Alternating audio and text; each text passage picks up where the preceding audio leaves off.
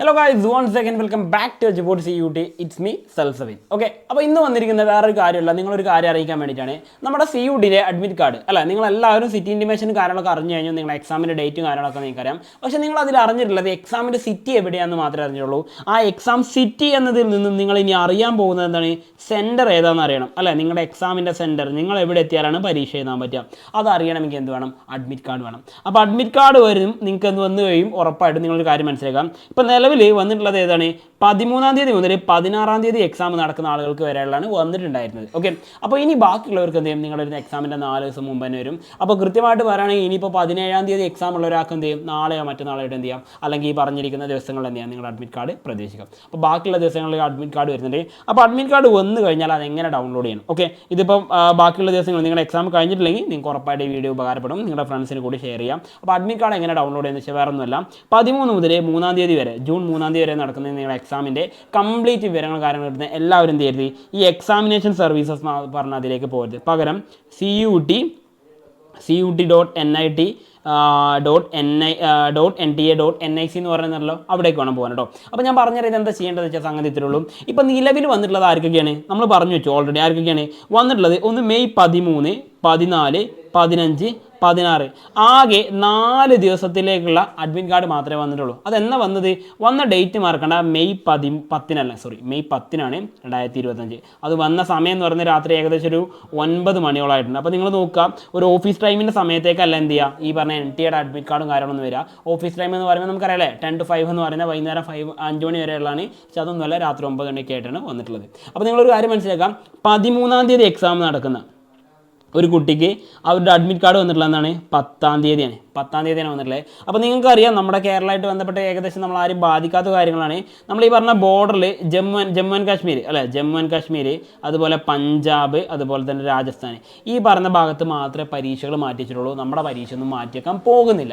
അപ്പോൾ നിങ്ങൾ ഇനി അത് പ്രതീക്ഷ നിൽക്കരുത്, കാരണം നിങ്ങൾക്ക് തന്നെ അറിയാമല്ലോ. അപ്പോൾ പരീക്ഷ നമ്മുടെ ഒന്നും മാറ്റിവെക്കില്ല, ഇവർക്ക് മാത്രമേ സ്പെഷ്യൽ പിന്നെ പരീക്ഷ നടത്തുള്ളൂ. അപ്പോൾ നിങ്ങൾ മനസ്സിലാക്കുക, 13-ാം തീയതി പരീക്ഷയുള്ള കുട്ടിക്ക് 10-ാം തീയതി എന്ത് ചെയ്യുന്നുണ്ട്, അഡ്മിറ്റ് കാർഡ് വന്നിട്ടുണ്ട്. ഇനി 14-നുള്ള കുട്ടിയൊക്കെ എന്ത് ചെയ്യുന്നുണ്ട്, 14-നുള്ള കുട്ടിക്കും ഈ 10-ന് തന്നെയാണ് അഡ്മിറ്റ് കാർഡ് വന്നിട്ടുള്ളത്. അപ്പോൾ നിങ്ങൾ മനസ്സിലാക്കേണ്ട കാര്യം, നിങ്ങളുടെ എക്സാമിൻ്റെ മുൻപുള്ള അഡ്മിറ്റ് കാർഡ് എന്ത് ചെയ്യും, മിനിമം ഒരു 3 ദിവസം മുമ്പെങ്കിലും നിങ്ങൾക്ക് കിട്ടുന്നതിൻ്റെ കാര്യം മനസ്സിലാക്കാം. അത് വെച്ച് നിങ്ങൾക്ക് എന്ത് ചെയ്യാം, എക്സാമിൻ്റെ സെൻറ്റർ എവിടെയാണ്, സിറ്റി അല്ല സെൻറ്റർ എന്താണെന്ന് കൃത്യമായിട്ട് മനസ്സിലാക്കാം. അപ്പോൾ എന്താ ചെയ്യേണ്ടതെന്ന് വെച്ചാൽ, ഇപ്പോൾ ഓൾറെഡി അവൈലബിൾ ആയിട്ട് ഇതാ ഈ പറഞ്ഞ 4 എക്സാം ഡേറ്റുള്ള ആളുകൾക്ക് അവൈലബിൾ ആയിട്ടുള്ളൂ നമ്മൾ പറഞ്ഞല്ലേ. അതേപോലെ തന്നെ ഇപ്പോൾ നോക്കിയേ, ഇവിടെ ഒരു 4 ഞാൻ കൊടുത്തിട്ടുണ്ട്, മെയ് 17 മുതൽ 20 വരെയുള്ള അവർക്കാണെങ്കിൽ എന്ത് ചെയ്യുക, പെട്ടെന്ന് അവൈലബിൾ ആകാൻ പോകുന്നത്. കാരണം ഒരു 4 ബാച്ച് വെച്ച് നമുക്ക് നോക്കാം, അല്ലെങ്കിൽ നിങ്ങൾക്ക് എല്ലാവർക്കും ഒന്നിച്ചായിരിക്കും ഉണ്ടാവുക. അപ്പോൾ നിങ്ങളോട് നോക്കിയാൽ നിങ്ങൾക്ക് മനസ്സിലാവും. നോക്കിക്കോളും, 4, 6 മൊത്തം 18 ദിവസങ്ങളായിട്ട്. ഓക്കെ, ഇനി 18 ദിവസങ്ങളാണ് നമുക്ക് എക്സാം ഉള്ളത്.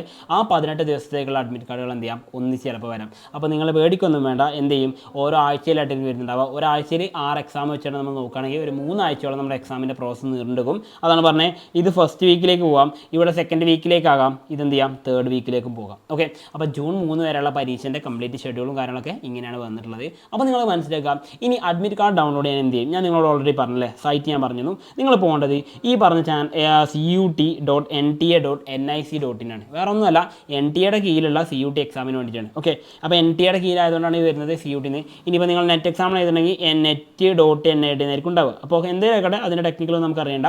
അപ്പോൾ CUT.NTA.NIC.in എന്ന് പറഞ്ഞ സൈറ്റിൽ നിങ്ങൾ പോയി കഴിഞ്ഞാൽ നിങ്ങൾക്ക് അവിടെ എന്ത് ചെയ്യും, ഇങ്ങനൊരു ഹോം പേജാണ് തുറന്നു വരാം. CUT common university entrance test UG എന്ന് പറഞ്ഞിട്ടുണ്ടാവും. അവിടെ നമ്മുടെ department of education, okay, higher എഡ്യൂക്കേഷൻ്റെ ലോഗോയും കാര്യം ഉണ്ടാവും, NTA ലോഗോയും കാര്യങ്ങളൊക്കെ ഉണ്ടാവും. ഇനി അവിടെ നിങ്ങൾ അതൊന്നും വായിക്കാൻ നിൽക്കണം. നിങ്ങൾക്ക് അവിടെ കറക്റ്റായിട്ട് ഏറ്റവും പബ്ലിക് നോട്ടീസിൽ ഏറ്റവും പുതുതായിട്ട് ഇവിടെ കിടക്കുന്നുണ്ടാവും. എന്താണ് നമ്മുടെ ഏറ്റവും ലേറ്റസ്റ്റ് വന്നിട്ടുള്ളത്. അപ്പോൾ ഏറ്റവും ലേറ്റസ്റ്റ് ആയിട്ട് വന്നിട്ടുള്ളത് ഇതാണ്, release of admit card for common university entrance test. അഥവാ നമ്മുടെ CUT-ൻ്റെ അഡ്മിറ്റ് കാർഡ് വന്നിട്ടുണ്ട് 2025-ലേക്കുള്ള, അതിനെക്കുറിച്ചാണ് വന്നിട്ടുള്ളത്. അപ്പോൾ നിങ്ങൾ എന്ത് ചെയ്യുക, നേരെ ആ പറഞ്ഞ ലിങ്കിലേക്ക് എന്ത് ചെയ്യുക, ക്ലിക്ക് ചെയ്യുക.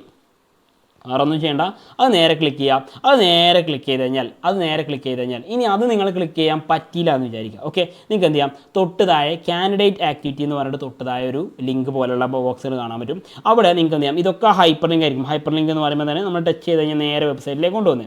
അപ്പോൾ നോക്കിയേ, ഈ പറഞ്ഞ download admit card for CUT UG 2025 എന്ന് പറയുന്ന സംഗതി നമ്മൾ ക്ലിക്ക് ചെയ്ത് കഴിഞ്ഞാൽ അല്ലെങ്കിൽ അത് നമ്മൾ ടച്ച് ചെയ്ത് കഴിഞ്ഞ് ക്ലിക്ക് ചെയ്ത് കഴിഞ്ഞാൽ എന്ത് ചെയ്യും ഓപ്പൺ ആയിട്ട് വരുന്നത് നമുക്ക് ഉറപ്പായിട്ടും വരാൻ പോകുന്ന പേജ് നമ്മുടെ അഡ്മിറ്റ് കാർഡിൻ്റെ പേജിനാണ്. ഓക്കെ, അപ്പോൾ അഡ്മിറ്റ് കാർഡ് നിങ്ങൾക്ക് ഡൗൺലോഡ് ചെയ്യാനാണ് ഇവിടെ വൃത്തിയായിട്ട് കൊടുത്തിട്ടുണ്ട്. അപ്പോൾ നിങ്ങൾ എന്ത് ചെയ്യുക, നിങ്ങളുടെ ആപ്ലിക്കേഷൻ നമ്പർ ഞാൻ നിങ്ങളോട് എപ്പോഴും പറഞ്ഞിട്ടുണ്ട് 2535 മിക്കവാറും പേർക്കുണ്ടാവും അല്ലേ. നിങ്ങളുടെ ആപ്ലിക്കേഷൻ നമ്പർ എന്ത് ചെയ്യുക കൃത്യമായിട്ട് നിങ്ങളവിടെ കൊടുക്കുക.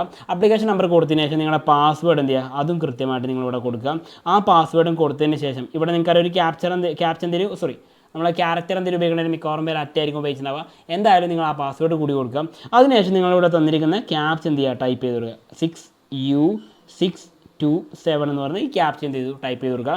ദെൻ അവസാനം മാത്രം എന്ത് ചെയ്യുക സബ്മിറ്റ് കൊടുക്കുക. ഓക്കെ, സബ്മിറ്റ് കൊടുക്കുക. ഇനി നിങ്ങൾ പാസ്വേഡ് മറന്നാൽ, ഞാൻ നേരത്തെ പറഞ്ഞത് പാസ്വേഡ് മറന്നാൽ പോലും എന്ത് ചെയ്യാം നമുക്ക് പാസ്വേഡ് റിക്കവർ ചെയ്യാൻ ഓപ്ഷൻ ഉണ്ട് കേട്ടോ. അപ്പോൾ അതൊന്നും പേടിക്കണ്ട. നിങ്ങൾ എന്ത് അഡ്മിറ്റ് കാർഡിൻ്റെ പേജിലേക്ക് നേരെ പോയി കഴിഞ്ഞാൽ ഇങ്ങനെ വരും.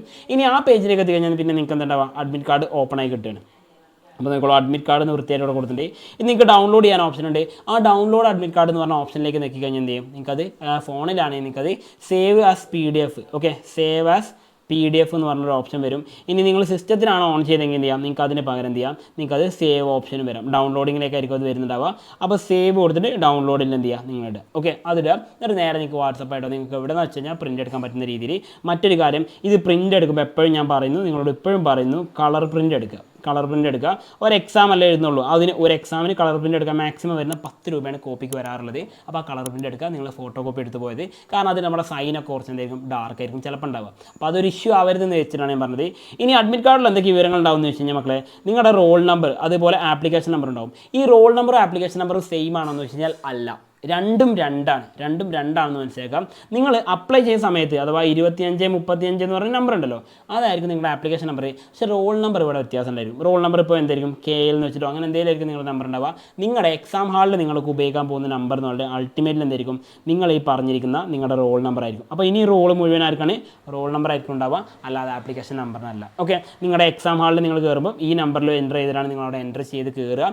അതേപോലെ നിങ്ങളുടെ വെരിഫിക്കേഷൻ ഈ നമ്പറിലാണ് ചെയ്യുക, അല്ലാതെ എന്തല്ല ആപ്ലിക്കേഷൻ നമ്പറിൽ അല്ല. കാരണം എത്ര പേര് അപ്ലൈ ചെയ്ത് കഴിഞ്ഞാലും അതിൽ ഫൈനൽ സ്ക്രൂട്ടിനെ കഴിഞ്ഞിട്ട് ആപ്ലിക്കേഷൻ വെരിഫൈ ചെയ്തെടുക്കുന്നവരുടെ മാത്രമേ റോൾ നമ്പർ ഇവിടെ വരുള്ളൂ. നിങ്ങളുടെ ഉറപ്പായിട്ട് വന്നിട്ടുണ്ടാവും, തെറ്റുകളൊന്നും ഇല്ലാത്തതുകൊണ്ട് കേട്ടോ. ഇനി രണ്ടാമത്തെ കാര്യം നിങ്ങൾ ശ്രദ്ധിക്കാം, നിങ്ങളുടെ പേര് അതേപോലെ നിങ്ങളുടെ അച്ഛൻ്റെ പേര് ഇവിടെ ഉണ്ടാവും, അതേപോലെ ജെൻഡർ ഉണ്ടാവും, ഡേറ്റ് ഓഫ് ബർത്ത് ഉണ്ടാവും, അതുപോലെ PWD കാൻഡിഡേറ്റ് ആണെങ്കിൽ അങ്ങനെ, അല്ലെങ്കിൽ പേഴ്സൺ വിത്ത് ഡിസബിലിറ്റി ആണെങ്കിൽ അങ്ങനെ ഉണ്ടാവും. അതിന് നിങ്ങൾക്ക് ഇവിടെ SO നോയോ ഏതെങ്കിലും ഓപ്ഷൻ ഉണ്ടാവും. ഒന്നുകിൽ yes എന്നോ അല്ലെങ്കിൽ നോ എന്നായിരിക്കും നിങ്ങൾക്ക് ഇവിടെ ഓപ്ഷൻ ഉണ്ടാവും. അതിപ്പോൾ നിങ്ങൾക്ക് ഏതാണെന്ന് വെച്ച് കഴിഞ്ഞാൽ അത് കൊടുത്തതിനനുസരിച്ച് വരും. അതേപോലെ നിങ്ങളുടെ സ്ക്രൈബ് വേണമെങ്കിൽ സ്ക്രൈബ് നിങ്ങൾക്ക് എക്സാം എഴുതാൻ ഹെൽപ്പ് വേണമെങ്കിൽ എന്ത് ചെയ്യാം സ്ക്രൈബിന് വെക്കാം, അത് നിങ്ങൾക്ക് ചെയ്യാം. അതെന്താണ് എലിജിബിൾ ആണെങ്കിൽ മാത്രം കേട്ടോ. പിന്നെ നിങ്ങളുടെ ഫോട്ടോഗ്രാഫ് നിങ്ങൾ അപ്ലൈ ചെയ്യുന്ന സമയത്ത് ഫോട്ടോഗ്രാഫും ഇവിടെ കൃത്യമായിട്ട് കൊടുത്തിട്ടുണ്ടാവും. അതുപോലെ തൊട്ട് താഴെയായിരിക്കും നിങ്ങളുടെ സിഗ്നേച്ചർ കൊടുത്തിട്ടുണ്ടാവും. അപ്പോൾ നിങ്ങൾ കൊടുത്ത സിഗ്നേച്ചർ അതേപോലെ ആയിരിക്കും ഉണ്ടാവുക. അതിന് ക്ലാരിറ്റി ഇല്ലെങ്കിൽ എന്ത് ചെയ്യും നമ്മൾ പ്രിൻ്റ് എടുക്കുന്നതിൽ അതിനും ക്ലാരിറ്റി ഉണ്ടാവില്ല. അപ്പോൾ അതുകൊണ്ടാണ് പറഞ്ഞ് കളർ പ്രിൻ്റ് എടുക്കാന്നുള്ളത്. പിന്നെ നിങ്ങളുടെ റോൾ നമ്പറിൻ്റെ ബാർ കോഡ് ഇതാ ഇവിടെ ഉണ്ടായിരിക്കും. അതേപോലെ തന്നെ എന്തായിരിക്കും നിങ്ങൾക്ക് അതിൻ്റെ QR കോഡ് ഇവിടെ കാണാൻ പറ്റും. ഓക്കെ ആണല്ലോ. അപ്പോൾ ഇത്രയും കാര്യങ്ങളാണ് നിങ്ങളുടെ അഡ്മിറ്റ് കാർഡിൽ മെയിനായിട്ട് ഉണ്ടാവുക.